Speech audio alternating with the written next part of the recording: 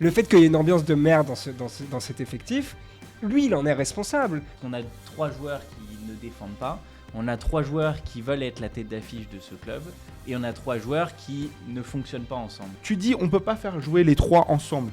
Qui a choisi de faire jouer les 3 ensemble? Pourquoi il n'y en a pas un sur le banc? Est-ce que Neymar serait pas libéré par le départ de Mbappé, tu penses? Mais libéré, il va pas se libérer physiquement par les blessures. En fait, les blessures, elles arrivent malgré Mbappé. Oui. Le souci de Mais Verratti, c'est dans que ces matchs ratés, sur les 2 dernières saisons, les 4 matchs qui ont compté, vraiment, si on doit parler du fait qu'il fume, du fait qu'il boit, du fait qu'il sort, etc., qu'il n'est pas sérieux, et que depuis que Ibra, son grand frère, est parti, il n'est pas du tout cadré et il a un manque de professionnalisme, je suis le premier à le dénoncer. C'est totalement vrai et c'est pas normal. Maintenant, si on juge juste sportivement sur les performances, de dire qu'il ne progresse pas, de dire qu'il n'est pas assez bon, c'est absolument faux et c'est de l'ingratitude quand on est supporter du PSG. Je le pense. Salut à tous, j'espère que vous allez bien parce que nous on est au top. Bienvenue dans Top 90 pour parler d'un club qui lui n'est pas tout à fait au top. Le club de l'entertainment français, le plus controversé, celui qu'on aime détester ou qu'on aime adorer, c'est le Paris Saint-Germain. Et pour vous dévoiler nos unpopular opinions sur ce club, j'ai à mes côtés aujourd'hui David Diamant. Comment ça va? Salut Alex, salut Quentin, salut tout le monde. Prêt à parler avec ce toi club surtout. Oh là là, t'inquiète même pas. Tu nous as préparé des bons trucs? Ouais, je pense. J'espère que ce sera assez unpopular. Ouais, je pense. Je te fais confiance, je pense. Je te fais confiance là-dessus. Bon, bah c'est cool. Et Quentin Gesp, comment ça va, Quentin? Ça va très bien, écoute, impeccable. Tout se passe bien, un peu mieux qu'au PSG où c'est c'est Dallas un petit peu, non? Alors là, c'est dit ça, mais c'est Dallas, le FC Hollywood, il y a plein de parallèles, hein. Ouais. Mais bon, écoute, si tu veux vraiment parler des résultats du PSG, on peut parler aussi de ceux d'Aston Villa comme d'habitude, hein. Non, mais après donc qui a perdu contre Wolves ce week-end, non? Mais bon, après le PSG a battu le très grand 3, donc un très grand 3, vraiment, un 11e titre de champion qui sera probablement le cas et le record en Ligue 1 de l'histoire, donc du nombre de titres en championnat. C'est vrai. Laisse les Lensois encore un petit peu espérer, non? Je leur laisse espérer. Après le match contre l'OM, ils peuvent un peu rêver quand même. J'ai dit probablement, mais bon. Okay. 4 journées, on verra. Ils ont encore Monaco à battre, hein.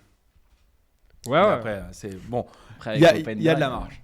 Bon, on n'est pas là tout à fait pour parler des résultats récents, mais entre toutes les polémiques qu'on a eues ces derniers temps, entre le Stade de France, Galtier, le mail de l'OGC Nice, l'affaire Messi, les supporters devant le domicile de Neymar, on a une fin de saison bien PSG, bien comme il faut. Vraiment, on n'avait pas... moi, j'avais pas vu des supporters devant le domicile des joueurs depuis Colonie Capitale. Ça rappelle des mauvais souvenirs, vraiment à tous les niveaux. Donc voilà, on a eu pas mal de polémiques cette saison et donc ça va être vraiment le terrain parfait justement pour notre format Unpopular Opinion. Et je te propose, Quentin, de commencer. Donc toi, tu vas nous livrer ton opinion sur Christophe Galtier. Vas-y, dis-nous tout. Ouais, pour moi, Christophe Galtier n'est pas responsable de l'échec du PSG. C'est en tout cas pas le seul responsable, c'est plutôt... Même le principal, selon toi. Voilà, exactement. C'est pas le principal responsable parce que, à mes yeux, c'est l'échec tout un organigramme en fait qui n'existe plus aujourd'hui. Il y a une hiérarchie qui est complètement balayée. Il y a un Nasser Al-Khelaifi qui gère un petit peu tout, mais qui gère pas grand-chose à la fois. Il y a le prince du Qatar qui vient, le roi du Qatar, l'émir, voilà, qui gère le club, mais qui le gère de tellement loin qu'il peut pas gérer quoi que ce soit. On a un Luis Campos qui essaye d'apporter un peu ce qu'il peut, mais finalement il n'apporte pas grand-chose non plus. Et Christophe Galtier, au milieu de ce marasme collectif, qui fait que, à mes yeux, c'est pas du tout le responsable de cet échec du PSG. J'explique ça notamment parce que y a un effectif qui n'a pas été bâti pour lui. C'est un effectif qui est là à peu près depuis quelques années. Alors, est-ce que je peux t'interrompre là-dessus ? Vas-y. Là, sur cet argument-là, je ne suis pas forcément d'accord, puisque le changement qu'il y a eu, la fin du bling-bling l'année dernière, etc., c'était l'arrivée d'un duo, contrairement à tout ce qui avait été fait depuis Leonardo Ancelotti au PSG QSI. Donc le duo Campos-Galtier, et Galtier a eu son effectif fait par Campos et donc en collaboration. pour contrer cet argument, effectivement, je m'attendais un petit peu à ça. C'est simplement que on a Neymar et Messi et Mbappé, et que ce trio-là fait que peu importe l'effectif qu'il y a derrière, ça peut pas marcher. C'est que aujourd'hui, c'est plus Neymar, Messi, Suarez. C'est pas un trio comme ça. Ça ne fonctionne pas parce qu'on a 3 joueurs qui ne défendent pas. On a 3 joueurs qui veulent être la tête d'affiche de ce club et on a 3 joueurs qui ne fonctionnent pas ensemble. Donc à mes yeux, ça ne peut pas fonctionner. Peu importe l'effectif qu'il y a derrière, peu importe le milieu de terrain qui a été bâti par ce duo, effectivement, comme tu l'as énoncé. On a aussi une défense centrale où il manque quelqu'un, et ça, c'est un problème qui a été adressé notamment par Christophe Galtier en début de saison, où à ses yeux, il lui manquait quelqu'un.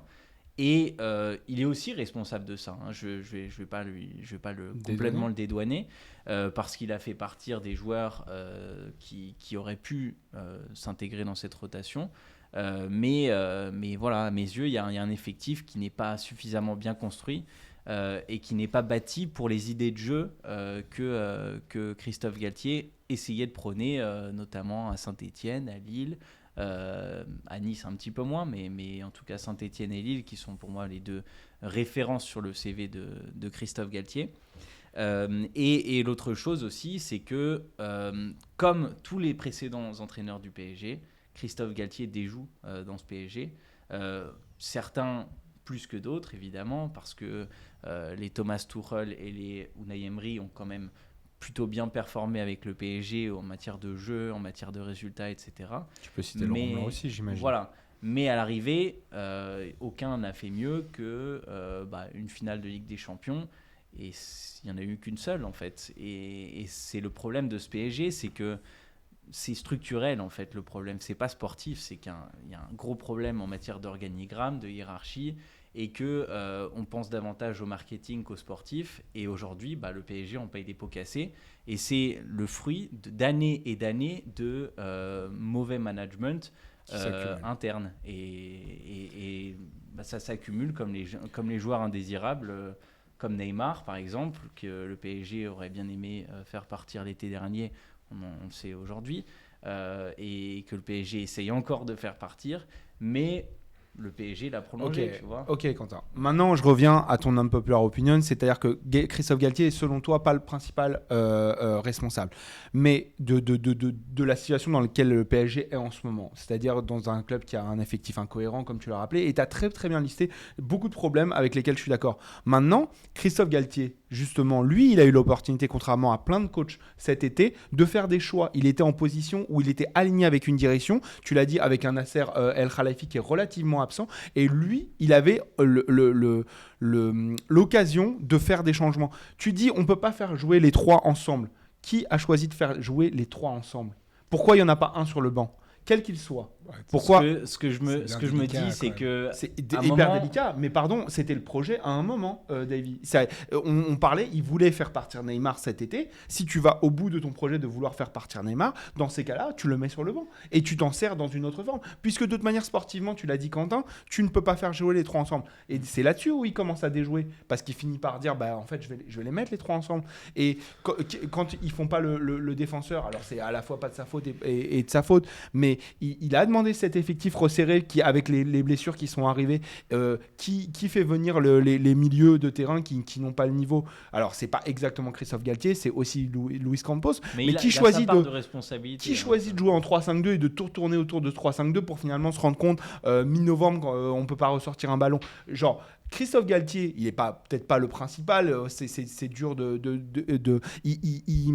c'est dur de l'accabler vraiment à 100%. Évidemment, il hérite des erreurs de ses prédécesseurs. Maintenant, il avait une occasion de changer la donne et il n'a absolument rien fait là-dessus. Mais le souci, c'est que peu importe les entraîneurs qui sont arrivés, tous ont fini par revenir à ce système du 4-3-3 bien voilà, exactement, où il y a pas du tout la place pour la créativité, il n'y a pas du tout de réforme tactique, parce que on a un groupe de joueurs. Je ne pourrais pas citer les joueurs qui sont les premiers à l'origine de ce 4-3-3, mais il y a un groupe de joueurs qui ne veut pas s'adapter au changement tactique, qui ne sait pas s'y adapter. Non, je suis pas d'accord avec ça.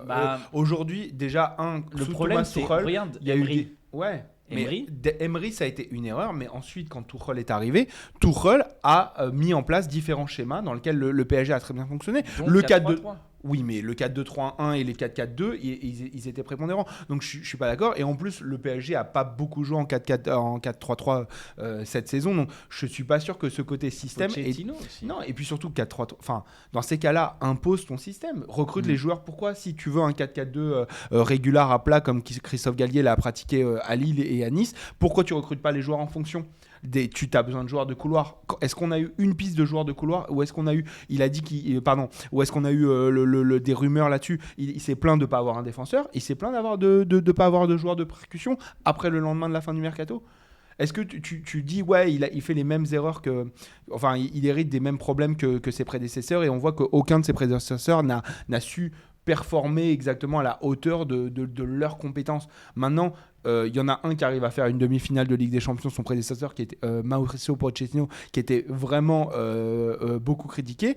Et Thomas Tuchel aussi, qui a été énormément critiqué, qui a parlé de politique au PSG, et pourtant qui fait une finale de Ligue des Champions. Aujourd'hui, on a un Paris Saint-Germain qui est éliminé en 8e de finale piteusement contre le Real Madrid, contrairement aux précédentes éditions où au moins il y avait un peu plus de répondants parfois.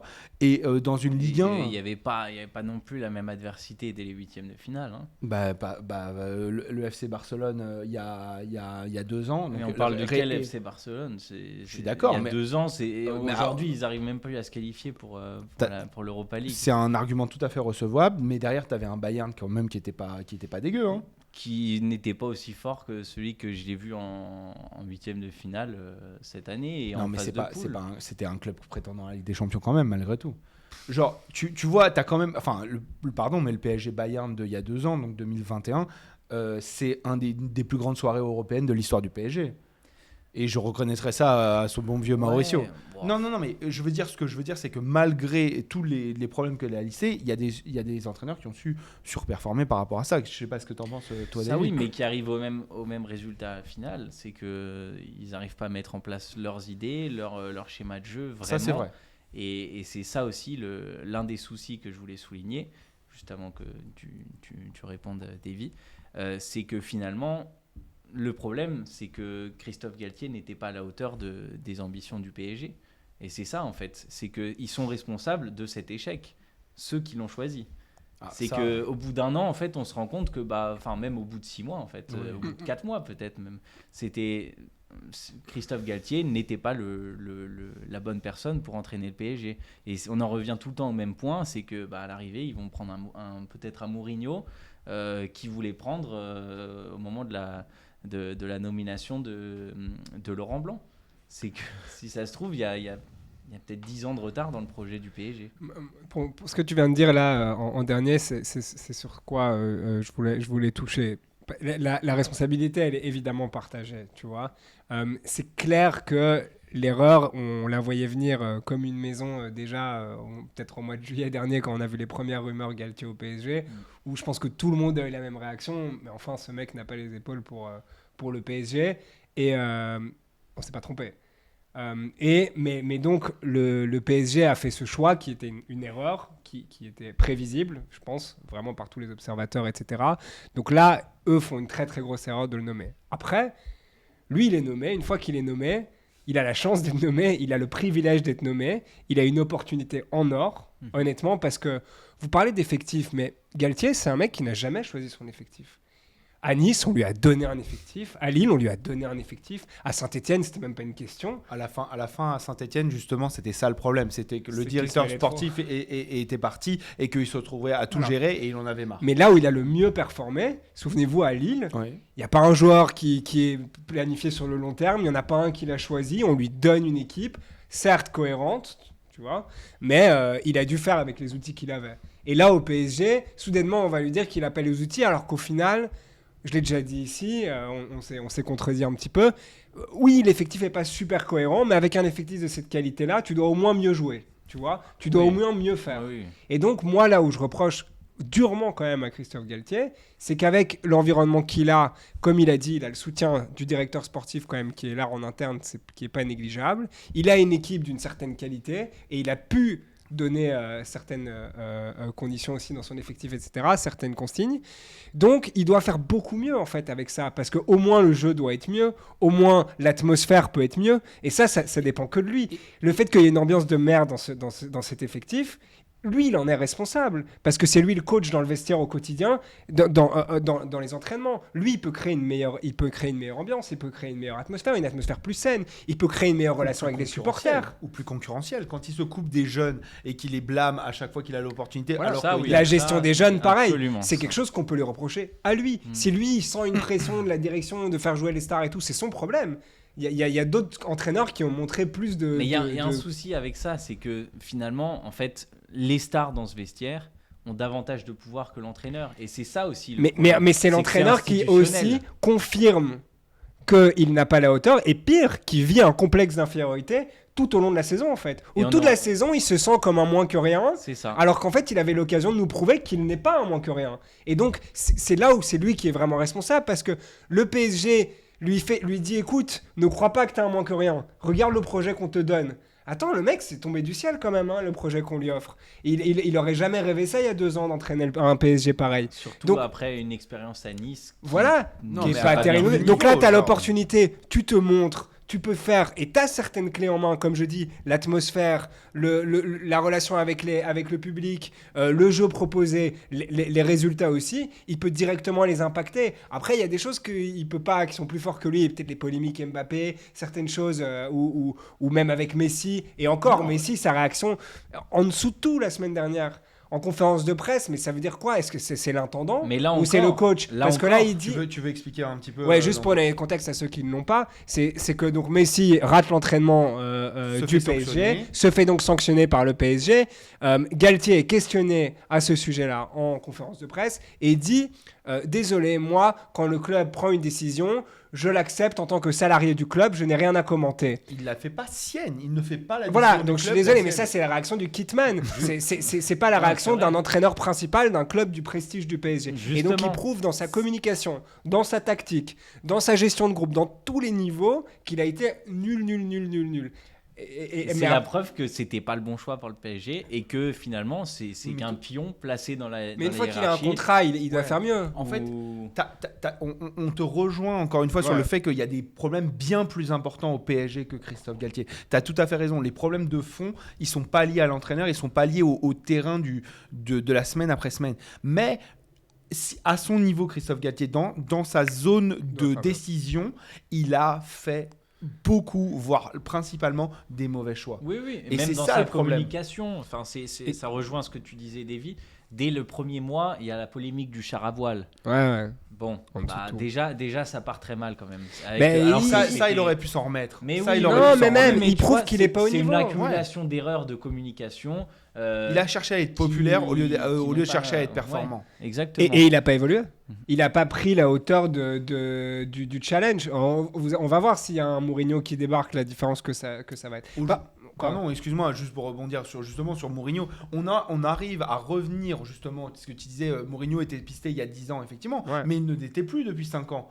Et on revient à ce genre de personnes parce que c'est le genre d'entraîneur qui lui ne se laissera pas dicter. Messi et Neymar et Mbappé ensemble, il faut les faire jouer, ou sinon il viendra pas, ou sinon il se barrera. Et Christophe Galtier aurait pu dire, moi on m'a vendu un projet dans lequel j'avais au moins les clés sportives du rectangle vert, et que si on les respecte pas, je peux pas performer. Et dans mais c'est aussi toute l'ambiguïté du PSG, si je peux me permettre, où là ils ont toujours envie d'un coach qui va pas se laisser impressionner, mais celui qui se laisse pas impressionner, comme par exemple Tuchel, il le paye cash aussi. Exactement. Donc en fin de compte, il y a toujours cette ambiguïté de on veut quelqu'un qui a du caractère, mais pas trop quand même. Et Tuchel était aussi de nouveau pisté par le PSG avant qu'il rejoigne le Bayern. Ouais. Mais tu dis que Mourinho n'était plus pisté, mais il y avait quand même Allegri et Conte qui étaient 2 personnages un petit peu similaires dans le mode de communication. Conte, moi je suis genre tu le prends encore aujourd'hui. Mais genre j'adorerais voir Conte gueuler sur Neymar et sur certaines autres personnes du PSG parce qu'il a une autre exigence aussi. Après, mais pour clôturer cette interview, qui tu dirais alors, ou qu'est-ce qui est le vrai coupable alors? Parce qu'à la limite, on peut même dire, compliqué. moi, si je vais dans ton sens, Luis Campos est peut-être plus responsable que Galtier. Oui. Dans certaines parties, à mes yeux, dans son investissement aussi, dans sa communication à lui, il est absent. Il a fait plus d'erreurs, mais pas... Enfin, bon, bref, pour revenir sur Campos, rien que le fait qu'il travaille également pour le Celta Vigo, c'est un problème. Ouais, mais ça, c'est un autre débat. Mais genre, si tu dois répondre au fait que... C'est simplement un élément de plus qui m'amène au principal coupable, qui à mes yeux, Nasser Al-Khelaifi est le premier coupable du PSG. Et on peut même aller chercher encore plus haut peut-être. Mais celui qui est le président du club, Nasser Al-Khelaifi, est mon premier coupable dans Surtout que c'est le seul qui n'a pas bougé. Parce que autour de lui, il y a eu les joueurs, et l'été dernier, tout le monde a changé, mais lui, il n'a jamais bougé. Et regarde, Davy, l'été dernier, il y a pas mal de bruits de couloir qui circulent, comme quoi sa place est mise à prix, qu'il a des chances de quitter le PSG parce que l'émir commence à douter un petit peu de ses fonctions. J'ai du mal aussi. Et regarde ce qu'il a fait. Il a fait le ménage autour de lui dans le club. À un niveau un petit peu inférieur. Il est moins impliqué qu'avant, etc. C'est d'ailleurs moi, pour rebondir un peu sur ce il se dédouane un petit peu justement, à mes yeux. C'est ça. Je vais te dire, au PSG, tu as un énorme souci, c'est que tu as en fait 3 lieux de direction qui sont totalement différents. Tu as la factory, où certains dirigeants sont installés, où ils prennent des décisions marketing, etc. Tu as le camp des loges, où les gens sont plus proches des joueurs. Et déjà, entre ces 2 lieux, tu as un problème. Et tu as Doha. Et Doha, quand même la Factory et le camp des loges sont d'accord pour ne pas prolonger Messi, Doha et l'émir veulent le prolonger. Qui veut Ramos, qui veut Mourinho, qui veut Tuchel, qui veut Zidane, etc. Pourquoi on a des rumeurs sur Galtier ou Zidane ? C'est parce que l'émir veut Zidane et Campos veut Galtier. Pourquoi on a des problèmes comme ça ? Et du coup, il n'y a aucune ligne directrice où en fait tu as une chaîne de commandement, je dirais, ou au moins un cap avec des responsabilités qui sont réparties. Et du coup, c'est ça qui crée toute l'incohérence. C'est exactement ça. Et c'est pour en revenir à d'autres exemples un petit peu plus proches qu'on a pour nous. À Manchester City, Pep Guardiola a les clés. À Newcastle, Eddie Howe a les clés. Mais non, mais même au-delà de Guardiola est aligné avec son directeur sportif qui a été choisi avant lui, avec des recruteurs, etc. Enfin, c'est ça. Mais il y a un projet sportif totalement cohérent autour de l'entraîneur. Et avec un directeur sportif qui répond à ses attentes, à ses besoins, etc. Oui. Et c'est à mes yeux le principal problème du PSG que tu viens de soulever. C'est qu'on a trois pôles de décision. Et que ça ne peut pas fonctionner. C'est que, regarde, si tu prends une entreprise, n'importe laquelle, imaginons que quelqu'un veuille recruter un joueur, un manager qui ne correspond pas aux attentes, qui va quand même le recruter et qui ne correspond pas aux attentes. Il y a un souci. Quentin, même si nous, on veut juste faire un resto tout à l'heure, le fait que si on n'est pas d'accord sur le resto, on ne va pas pouvoir manger la même chose. Hein. C'est exactement. Bref, mais voilà, ça fera une bonne conclusion à ce débat, je pense. Ouais. Mais bon, voilà. Dites-nous, selon vous, qui est le principal responsable du chaos au PSG. Et puis, justement, en tant que j'y suis, n'oubliez pas de liker, de partager la vidéo. C'est ce qui nous aidera le plus à grandir. À chaque fois que vous likez la vidéo, en fait, ça recommande notre émission à des gens qui regardent les mêmes vidéos que vous. Donc, c'est vraiment très, très utile. Ne le sous-estimez pas. Merci beaucoup. Davy, on enchaîne avec ton non-popular opinion et tu vas nous parler d'un certain Kylian Mbappé. Ouais, Kylian Mbappé que j'adore évidemment, mais qui, pour moi, on voit beaucoup, d'ailleurs Alex va en parler plus tard, mais on voit beaucoup de critiques sur certains joueurs ciblés par les supporters du PSG ou plus généralement par les observateurs du football. Et Neymar fait vraiment office de bouc émissaire. Encore la semaine dernière, donc les supporters qui sont pointés devant chez lui. Et on entend depuis le début de la saison, Neymar dégage, Neymar part cet été. Et en fait, moi, mon opinion, c'est que c'est plutôt Mbappé. Donc, bon, c'est pas forcément en contradiction, mais en tout cas, c'est plutôt Mbappé qui devrait partir cet été. Je pense que le PSG a fait une grave erreur de le prolonger. Malgré ses performances cette année, bon, il marque ses buts, il gagne ses matchs, ça, personne n'en doutait. Mais je pense qu'il a vraiment un effet nocif sur le PSG en tant que club, en tant qu'institution et sur son groupe aussi. Pour moi, il a une vision trop individualiste pour pouvoir s'inscrire dans un projet comme le PSG. Là où j'ai l'impression que Neymar avec l'âge aussi, c'est plus retrouvé dans une position de grand frère, entre guillemets, ou du moins qui peut servir de relais beaucoup plus important, parce qu'il a déjà prolongé, donc il sera là pendant les prochaines années, à moins qu'on arrive à le dégager de son contrat. Et je pense qu'il peut avoir un rôle important dans cette transition avec un nouveau coach qui va lui faire confiance. On l'avait vu d'ailleurs sous Tuchel dans peut-être sa meilleure sa meilleure période au PSG, où il jouait un rôle. Déjà, il avait l'air plus sympathique, il avait plus une meilleure approche avec les supporters et avec les autres joueurs. Je trouve vraiment Mbappé, il a ses objectifs en tête et c'est tout à son honneur. C'est un immense joueur, quelqu'un qui va devenir énorme. Et je l'ai toujours dit aussi personnellement, c'était une erreur pour lui de rester au PSG puisque le PSG est trop petit pour lui, honnêtement. Je veux pas que les supporters du PSG se vexent, mais Mbappé, à 23 ans, avec le potentiel, les qualités qu'il a, il doit aller ailleurs pour pouvoir devenir le meilleur joueur du monde ou un des meilleurs joueurs de l'histoire, etc. C'est indéniable qu'il va devoir quitter le PSG. Et il ne s'inscrit pas, du moins, dans cette... Parce que c'est soit t'es Francesco Totti et tu t'inscris au PSG sur la durée, tu vas être l'image du PSG, mais aussi tu vas te donner au club, tu vas représenter le club, ou tu te barres. Mais en fait, lui, il essaye de jouer un peu entre les deux, où les dirigeants du PSG veulent nous faire croire c'est notre Totti, c'est notre joueur de Bondy, le mec du PSG, alors que dès qu'il a l'occasion, Mbappé, il contredit le PSG, il n'est pas d'accord avec les décisions du club, il part dans la presse Tu penses à l'affaire qu'il y a eu sur la vidéo, c'est il a un dit exemple publiquement qu'il n'était pas d'accord avec la manière dont la vidéo, mais justement pour contredire un peu ton sujet, où il disait que ce n'est pas le Kylian Saint-Germain, etc. Lui, il voudrait que ce soit le Kylian Saint-Germain d'une manière... mais en vrai, ça pourrait l'être le Kylian Saint-Germain, comme je dis, s'il est vraiment dédié, s'il a vraiment l'ambition de grandir avec ce club. Alors pourtant, que tu le vois... il essaye d'œuvrer en faveur d'un club qui est beaucoup moins Kylian centré. Ça, c'est des mots. Pour comment en s'investissant dans le recrutement, où il dit recruter un vrai numéro 9, ça peut être une idée. Non, c'est de l'égoïsme, ça. Pour le servir au mieux. Ouais. Mais le servir au mieux bénéficie au PSG. Ou si c'est ses potes ou pas ses potes, tu vois. Genre, moi, je crois que vraiment ses priorités, c'est ce joueur, je m'entends pas avec lui, ou ce joueur, j'aimerais bien jouer avec lui. Il est vraiment dans une démarche solitaire, et c'est tout à son honneur. Le Real Madrid avait la même chose. Ronaldo a toujours été individualiste. On a des millions d'images où il pleure parce que son coéquipier marque à sa place. Je veux dire, on l'a vu, mais ça marchait pour une raison ou une autre. Là, dans le cadre du PSG, ça ne marche pas, ça ne va pas marcher. Et donc, pour moi, je pense que l'argent peut être très bien réinvesti de nouveau. Bon, si des personnes compétentes peuvent gérer cet argent qui va être reçu. Mais voilà, au lieu d'avoir une ou deux stars, de pouvoir avoir une cohérence plus grande dans l'effectif, d'avoir moins ce focus sur Mbappé. Et puis, je pense que Mbappé pèse vraiment pour ses coéquipiers aussi.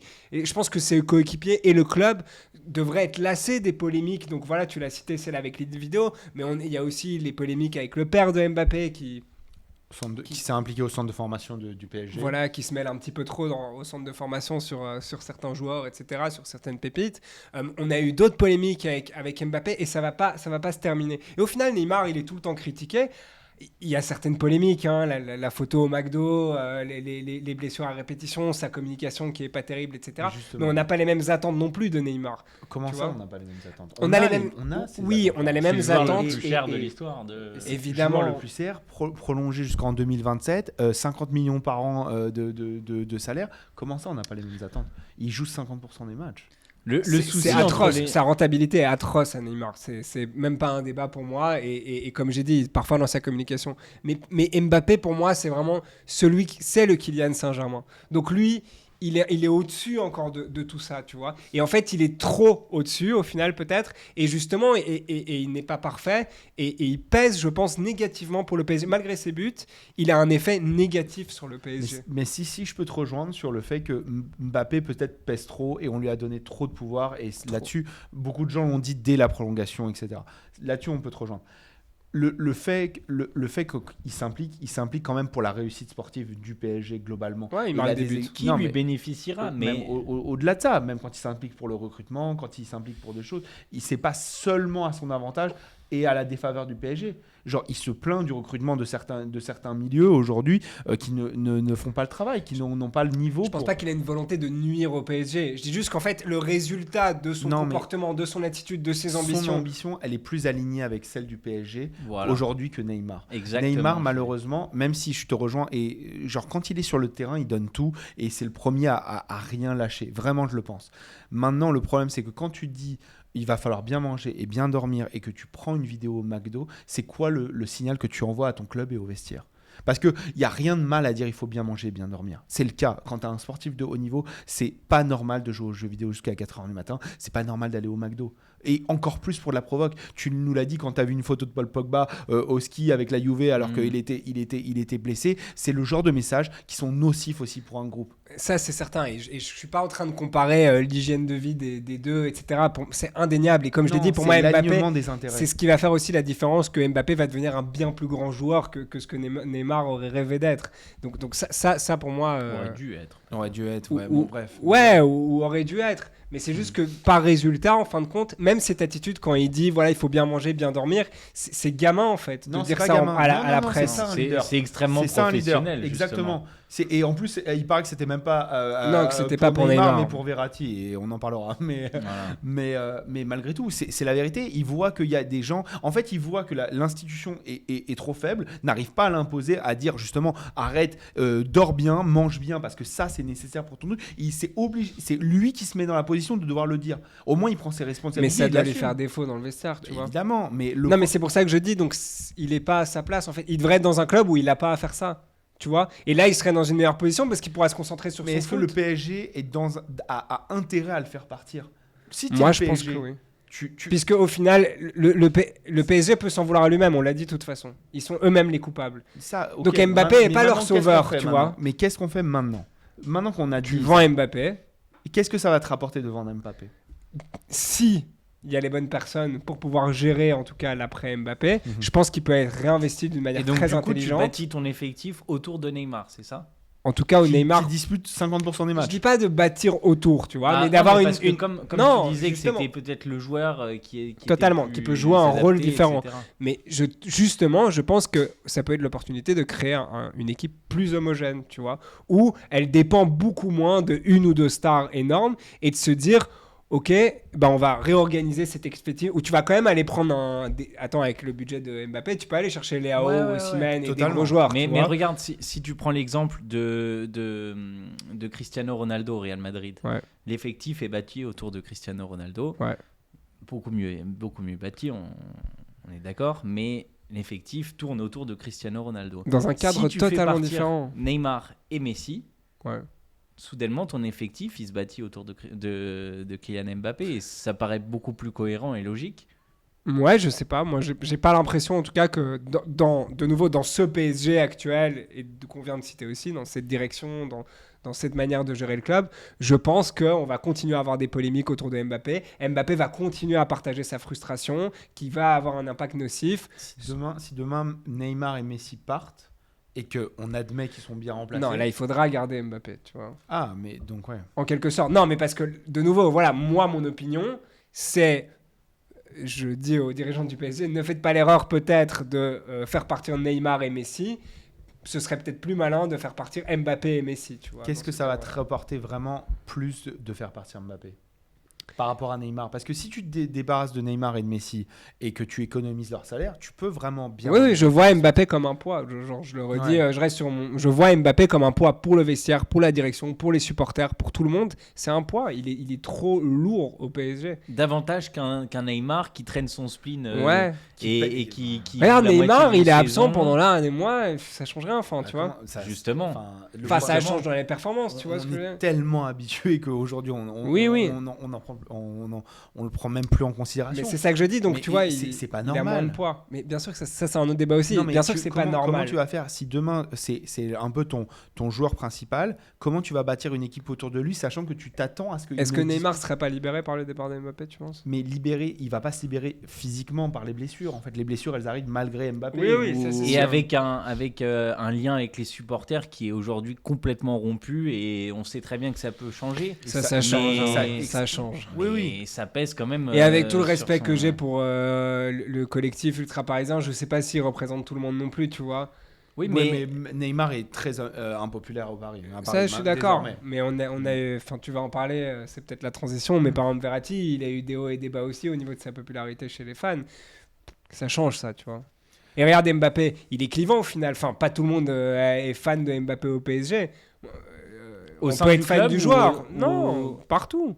Chez les supporters, je trouve que depuis sa prolongation, tout le monde lui donne plutôt raison. Hein. Oui, il est bien épargné. Maintenant, bon, si je dois aller dans ton sens et comprendre ce que tu veux dire, moi je comprends qu'aujourd'hui, si tu le vends 250 millions, que ça devient le transfert le plus important de l'histoire et que tu décides de rebâtir quelque chose autour, moi je peux comprendre, mais la vérité, c'est qu'il faut aussi faire partir de Neymar seulement. Ouais, genre, tu parlais 3. Tu parlais 3, mais si on considère qu'il est déjà parti, aujourd'hui, tu fais partir et tu reconstruis un effectif à partir de ça, mais genre au moins page blanche. Mais tu reconstruis à partir de ruines. Et pour ne pas resubir le fait qu'un joueur est trop important dans ton collectif, ça, je peux l'entendre. Maintenant, tu sais ce que, honnêtement, et je vais l'évoquer aussi là, tu sais ce que tu perds, tu sais pas ce que tu gagnes. Ouais, ça. Et Mbappé, on n'a pas grand chose à lui reprocher sportivement. Non. Bon. Voilà, dites-nous aussi ce que vous en avez pensé et si vous pensez que le poids de Mbappé au PSG est trop important et que peut-être il faudrait rebâtir toute l'attaque de zéro et on en rediscutera, on aura l'occasion d'en rediscuter d'ici le mercato de toute façon. On va enchaîner avec la mienne, les gars. Moi, en fait, j'ai envie de pousser un coup de gueule, en fait, tout simplement. Tu l'as évoqué, au sujet de Marco Verratti, je trouve qu'aujourd'hui, il y a un énorme manque de respect vis-à-vis de Marco Verratti et de la part des supporters, mais aussi du monde du football en général, du football français, de l'écosystème un petit peu, si on peut parler. Je trouve qu'aujourd'hui, voilà, il y a des rumeurs de départ de Verratti qui fait des contre-performances, qui fait des matchs abominables depuis 2023. Il y a rien à dire là-dessus. Mais parce que Daniel Riolo a un sujet, a une opinion très défavorable à son encontre depuis des années maintenant, qui pour moi n'est pas justifiée sportivement.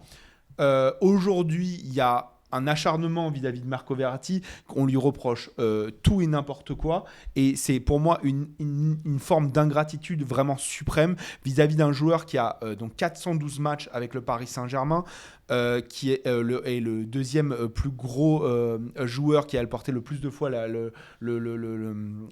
tunique du Paris Saint-Germain, qui a donc 11 buts et 61 assists, même si vraiment c'est pas des stats énormes sur 11 ans de club, ça et c'est évident, mais j'aimerais juste te dire que depuis 2016 c'est largement ton meilleur milieu.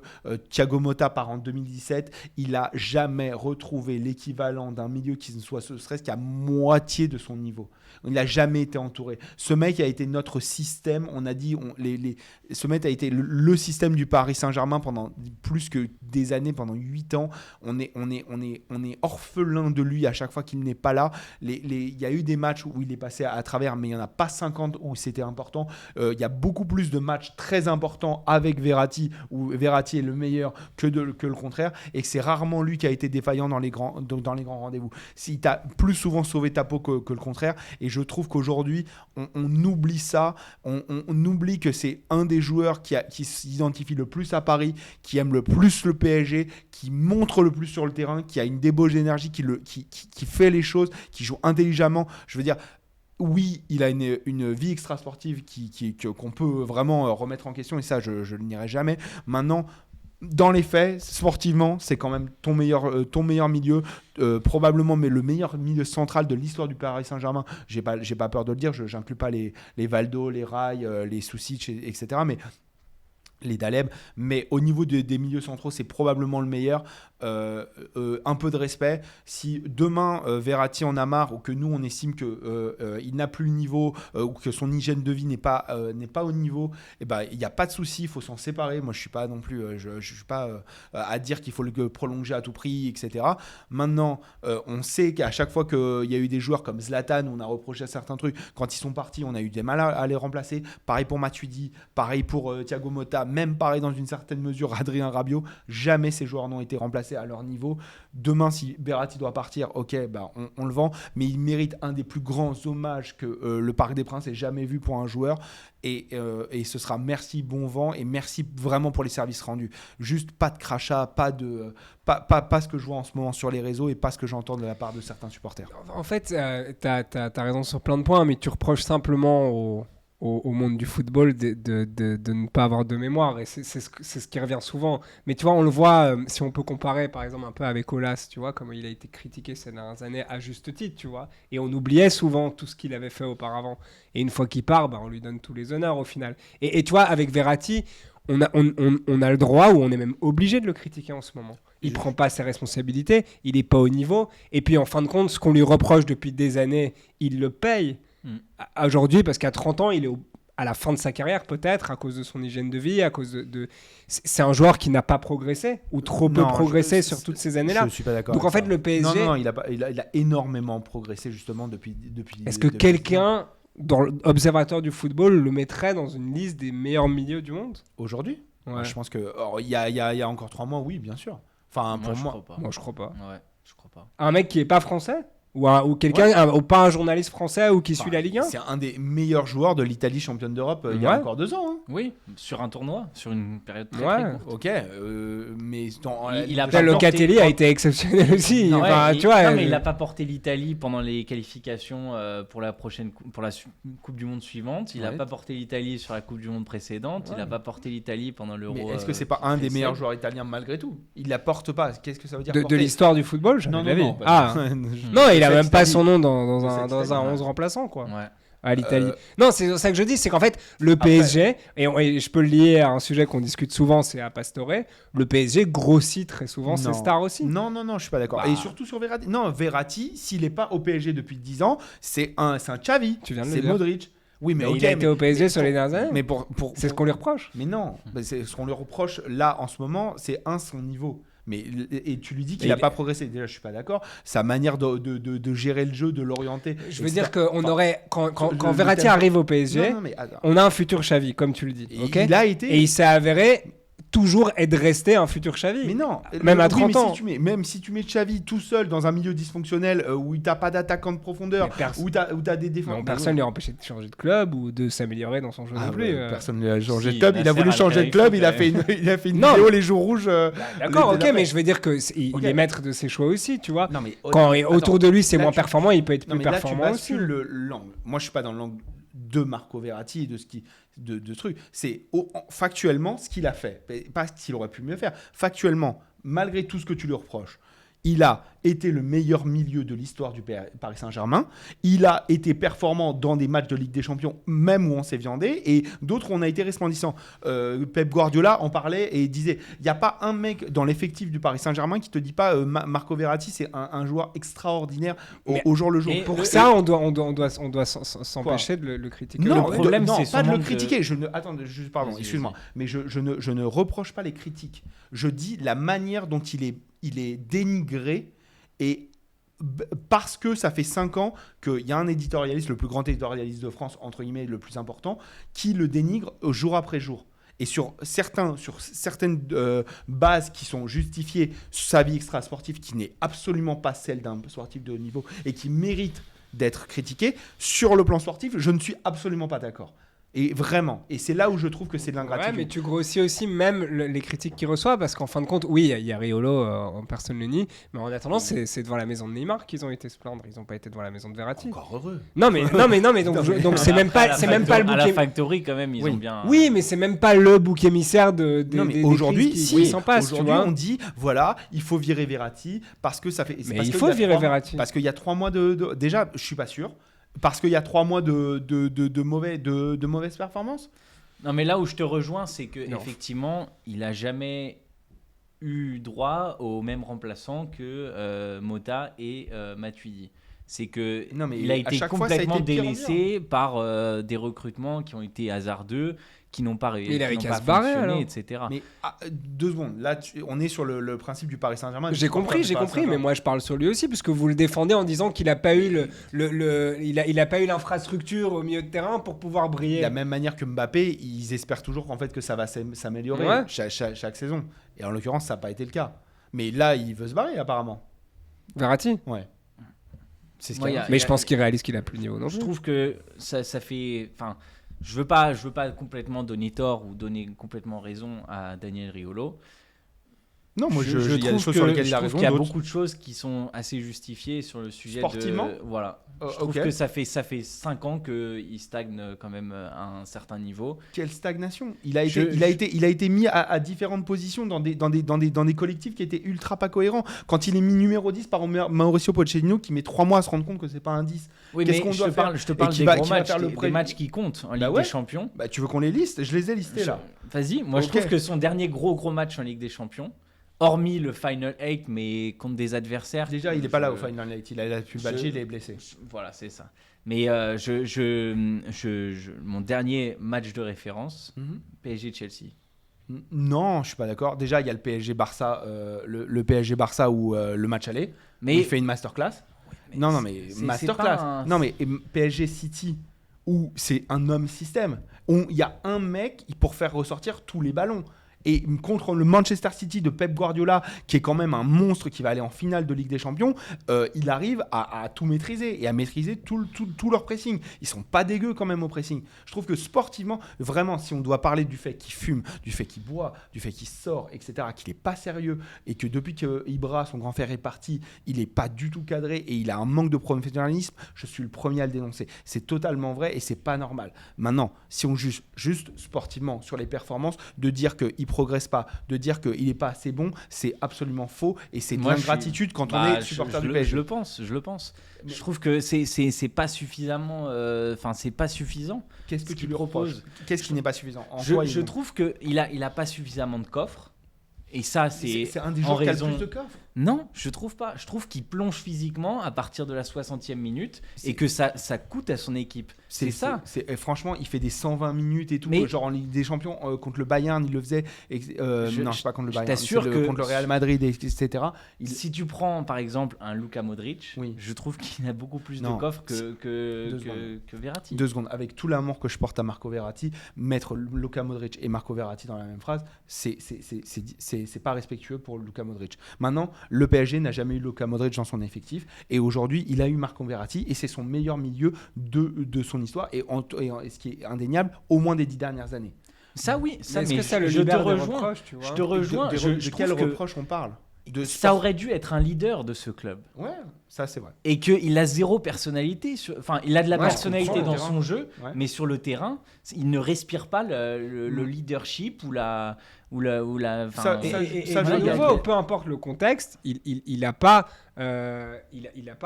réalisé ses promesses. Tu vois, enfin, ça veut dire que si j'étais supporter du PSG aujourd'hui, je serais frustré de Verratti parce qu'on fait les comptes 10 ans plus Frustré tard. par quoi? Ben, parce qu'on fait les comptes, ok. Là, on est sur la fin probablement Non, pour mais Verratti. tu dois le. Enfin, pardon, vas-y. Bah, tu fais les comptes, ok, et tu te quoi dis, les ok, bah, quand il arrive, c'est la future pépite, etc. Les premières saisons, il nous montre un truc que tu te dis, attends, comme on a dit, ce gars, c'est le futur Xavi, c'est très, etc. On fait les comptes quelques années plus tard, on en est où? À quelques bonnes performances Mais non, mais au comment fil ça, des quelques années. Il a fait des énormes. Ok, quelques grosses performances, etc. Il a jamais. Il a ok. fait plein de gros matchs, etc. Non, c'est pas quelques. C'est pas Mais sporadique. sur 11 ans, enfin 11 ans, il est au Ouais, PSG. ouais. Ok, encore heureux, non? Qu'il a fait quelques bons matchs. Enfin, ça. Il fait, genre, déjà, des grands matchs, le PSG, ils en jouent 4 par an, entre guillemets. Mais donc voilà. Et dans les 4 par an, il était là 4 fois quasiment. Mais il aurait pas pu faire en sorte qu'il y ait plus de matchs majeurs, par exemple? Oui, mais ça. Tu vois, il aurait pas pu avoir un plus mais- grand. Ah non, mais il avait pas les milieux autour de lui pour pouvoir le faire. Comment Mais lui, il aurait pas pu influencer. Genre, que... depuis le début, on dit que c'est justement, c'est de la faute de tous les dirigeants qui construisent mal l'effectif, qui ne permet pas d'aller plus loin. Oui, donc on Si- cherche que si- des excuses externes sur le Non. fait qu'en fait Verratti n'est pas arrivé au Je niveau suis qu'on pas aurait d'accord. dû attendre de lui. Si t'as 3 Verratti au milieu, Ouais. le PSG va beaucoup plus loin. Le problème, c'est qu'il n'a pas l'effectif pour être entouré, pour permettre. Mais si tu mais vas oui, mais là, tu lui trouves des excuses. Mais non, je ne trouve pas des excuses. Ça, c'est pas une question d'excuses. C'est que si les joueurs étaient à son niveau et qu'il était entouré, genre aucun joueur ne peut faire performer à lui tout seul dans un effectif. Donc, il a jamais été seul dans l'effectif. Il a jamais été même le meilleur de l'effectif. Donc tu vois. Non, mais 2017, c'est lui le meilleur. Hein. Ok. Ah ouais, non, 2017, c'est donc vraiment une des le 11 meilleur. années. Ok, oui. Et du milieu de terrain, donc son secteur, c'est le meilleur. Donc déjà, oui, à ce niveau-là, mais juste donc si, c'est logique si les joueurs avaient été à son niveau, lui, il est handicapé par le niveau. Mais donc à cause de ça, les gens aujourd'hui doivent se dire mais attendez, soyez gentils avec Verratti, il a Juste pas eu les joueurs respectez-le. nécessaires ces Juste dernières années respectez-le. pour pouvoir être le meilleur. Critiquer, moi je vais être le premier à le critiquer encore une fois sur son hygiène de vie et sur les 3 mois qu'il vient de faire. Ils sont exécrables, mais qu'on remette en question. On dit ça fait 5 ans, il n'est pas au niveau, etc. C'est pas vrai. Ce n'est pas vrai. Mais le problème, il n'est pas au niveau que... attendu. En fait, la saison du PSG aujourd'hui, et c'est peut-être le problème majeur de ce PSG, c'est qu'elle se résume au match de Ligue des Champions, au gros match. Et donc tu rates un match, ça résume une saison. Ouais, mais et donc le souci de Verratti, c'est que ces matchs ratés, sur les 2 dernières saisons, les 4 matchs qui ont compté. Sur le Real Madrid, contre le Real Madrid, moi je trouve qu'il plonge complètement sur les, enfin en tout cas sur le match retour, et c'est ce qui handicape aussi le PSG. Et il n'est pas le seul, hein. Mais il plonge complètement avec les autres, et que ça fait qu'il fait un mauvais match. Sur les 2 matchs contre le Bayern, il est catastrophique. Cette année. Ah, il est catastrophique. Et donc ça fait 3 matchs où le PSG s'écroule complètement et il fait partie du lot. Ouais, après si tu prends sur 10 matchs, genre mais tu sais comment va le football aussi, c'est non, que le football, je dis pas que ça les gens ont pas de mémoire, c'est ce que j'ai dit au tout début pour te dire que voilà, tu reproches aux gens en fait de pas avoir de mémoire, ce qui est le cas ce qui a toujours été le cas, tu vois. Mais attendez, quand Di Maria est parti, on a tous vu et témoigné de la baisse de performance de Di Maria, et on a dit c'est peut-être le moment de tourner une page et de laisser partir Di Maria et de trouver un remplaçant. Déjà on l'a pas trouvé, mais en fait j'aimerais que ce soit l'attitude qu'on ait. C'est-à-dire qu'on reconnaît la légende que c'est et on dit aujourd'hui tu n'as plus le niveau pour X ou Y raison et on tourne la place. Aujourd'hui on le dénigre, on ne lui reconnaît même plus ses accomplissements. Mais dans 2 ans quand il sera parti, il y aura des compilations de Marco Verratti. Mais ouais, c'est ça que je te dis, il aura la gloire à son départ et il aura un Parc des Princes plein qui va excander son nom, ça, tu vois. Justement, c'est ça, je suis pas certain qu'il ait droit au type d'accueil auquel il aura eu droit Pastore par exemple, qui était revenu. Mais évidemment que oui. Et c'est pour ça que j'ai du mal avec ton Unpopular Opinion, parce que pour moi, les critiques, elles sont à la hauteur de ce qu'il mérite. Ça veut dire que je trouve pas qu'il y a une exagération de critique envers lui. Évidemment, il y a Riolo qui est très bruyant, etc. Et c'est quand même... évidemment, mais ça, c'est pas nouveau, tu vois. Oui. Mais je me dis que, en vrai, quand aujourd'hui je lis la presse ou quand je lis un peu Twitter, je trouve pas ça disproportionné, le nombre de critiques qu'il reçoit par rapport à sa situation réelle, tu vois. Honnêtement, si. Pour moi, elles sont en phase. En fait, il y a un... On refait la réalité. On dit a posteriori que ces matchs n'étaient pas aussi bons que ce qu'ils ont été, alors franchement, ils ont été exceptionnels à plein de moments, et on sous-estime l'apport qu'il a eu. Mais tu comprends la frustration des supporters. Bah évidemment. Ok, ça, non. Je veux dire, tu peux comprendre qu'ils lui reprochent. Et puis comme Quentin l'a dit, son manque de leadership, et on l'a évoqué parce qu'on n'a pas débattu là-dessus parce qu'on est tous d'accord, son manque d'hygiène de vie est intolérable. Bien sûr. Mais encore une fois, surtout pour un cadre, je le reproche au PSG. Et surtout pour un cadre au PSG, un mec qui voulait le numéro 10 à l'époque où il se l'est battu avec Pastore, où il incarne ça. Aujourd'hui, il dit l'époque d'Ibra me manque. Mais l'époque d'Ibra, c'est quand il te prenait par les oreilles, qu'il te disait tu vas à la salle de sport. Et c'est ça le problème. Et pas dormir, il mange bien. Ouais. C'est ça le souci, en fait. Totalement. Ce qu'on peut reprocher à Verratti. C'est que toute sa carrière, finalement, ça aurait été un enfant dans sa gestion de sa carrière. Et ça, je veux bien te et c'est là où il y a un problème, c'est qu'il n'a pas progressé dans son mental, on va dire. Mais il faut lui reconnaître quand même. Mais ça, bien sûr. Il a porté l'équipe à plein niveaux. Parce que techniquement, il est hyper facile. Tactiquement, il comprend le jeu. Ouais. Donc forcément. Et à l'échelle du PSG, hors milieu de terrain, genre niveau legacy, c'est quoi son sa place dans le classement des légendes du PSG. Je ne veux pas etc. dire de bêtises comme ça. Non, ok, alors non. Mais c'est juste parce que, comme on disait, c'est vrai que quand tu réalises, tu te dis, ok, à l'échelle Italie, il est rien. Non, pour moi, à l'échelle européenne, il est comme rien. Comme ça, intuitivement, et je l'ai pas le truc, je pense qu'il est top 10 de l'histoire du PSG. Mais top largement. 10 ouais, largement. Ah ouais. Je pense vraiment. Moi, j'aurais mis top 20, mais si tu fais le 11, il sera dans le 11, je pense. Ouais, après le truc, c'est qu'on a plein de numéros 10, etc. Exactement. Mais si déjà, aujourd'hui, tu dois poser un milieu de terrain, je te mets Luis Fernandez et Marco Verratti tout de suite. Et peut-être que, quand j'ai dit meilleur milieu de centrale de l'histoire du PSG, ce sera avec un 6 derrière qui s'appelle Luis Fernandez. Hein. Mais oui, enfin, Marco Verratti, enfin bon, bref. Mais je pourrais en parler des heures. Non, mais tu disais Thiago Motta parce que c'est ça qui est intéressant aussi. Ouais. Avant, tu disais en fait, peut-être Thiago Motta, tu le considères même plus fort que c'est pas le même joueur. Je pense que mais... Marco Verratti a encore plus marqué le PSG que Thiago Motta. Ouais, bien sûr. Mais Motta a plus de matchs référence peut-être. Bonne question. Ou plus grosse influence sur le PSG. Plus grosse influence. Quand Motta, c'est la première énorme signature du PSG QSI. Alors que ça fait pas énormément de bruit au départ. Hein. Non, il arrive à l'hiver comme ça de l'Inter. Enfin, énormément de bruit quand on. Mais bon, bref, c'était pas Neymar ou Zlatan et Thiago Silva. Mais ouais. Mais Zlatan. Retentissant transfert. Et retentissant, et encore une fois, quand il est parti, il y en a beaucoup qui se sont réjouis, qui disaient justement, les mêmes éditorialistes qui disaient qu'il fallait qu'il parte, et quand il est parti, on a vu qu'il manquait des gens. D'ailleurs, s'il veut bien revenir comme directeur sportif, moi je veux bien. Parce que, bah oui, je pense qu'ils vont en recadrer plus tard. Laisse-le finir tranquillement sa carrière. Là, l'autre jour, j'ai vu que Monza voulait le récupérer. Ah, ça y est, ça suffit, Zlatan, revient à la maison. Quel joueur. Mais ouais. Bon, on verra. Est-ce que juste pour finir sur une petite note, est-ce que vous êtes optimiste ou plutôt pessimiste sur l'avenir à court terme du PSG ? À court terme, je suis pessimiste. À moyen terme, à voir cet été. À court terme, c'est cet été, la saison prochaine pour moi. Moyen terme, c'est sur 3 ans. Moi, j'y crois pas pour la saison prochaine. Mais sur 3 ans, à voir. Ça peut... Enfin...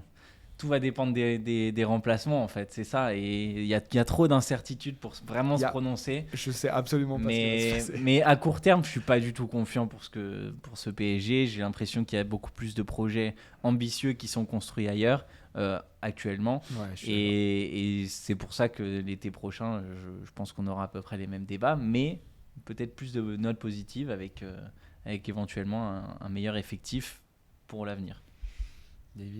Ouais, pour moi, d'un côté, ça se joue à rien. Tu vois, tu peux faire un beau parcours la saison prochaine, gagner la Ligue des Champions et on se taira. Et aussi, quand on regarde les chiffres, à l'échelle nationale, le PSG a quand même... s'est vraiment installé ces dernières années comme le club français et qui va rentrer dans l'histoire, etc. Donc ça dépend un peu comment on juge aussi une réussite. Comme vous l'avez dit, malgré eux, le PSG, ils sont jugés sur très peu de matchs sur l'année. C'est sur leur performance en Ligue des Champions. Donc, même si là, on les a quand même bien jugés sur l'ensemble de la saison. Oui. En Ligue 1, c'était... ouais, mais ils finissent avec le titre quand même, tu vois. Donc dans 15 ans, est-ce qu'on s'en souviendra de cette saison exécrable au final? Je pense qu'on s'en souviendra. Des saisons exécrables comme ça, ouais. Ouais, mais en fin de compte, tu retiendras les 11 titres, tu vois. Et donc c'est ça. Et donc c'est comment on le juge aussi, le PSG. C'est ça que j'aimerais réfléchir. Mais après, je suis assez... donc je suis pessimiste qu'ils vont rester comme ils sont, mais c'est déjà bien en soi. Il faut juger les projets sur leur cohérence et leur amélioration au fil du temps. Et en fonction de leurs moyens. C'est-à-dire que tu dois juger le PSG en fonction des moyens. Et dans la dynamique qu'ils créent, est-ce que le projet est cohérent ? Personne ne reproche fondamentalement à Manchester City de ne pas gagner la Ligue des Champions. On dit...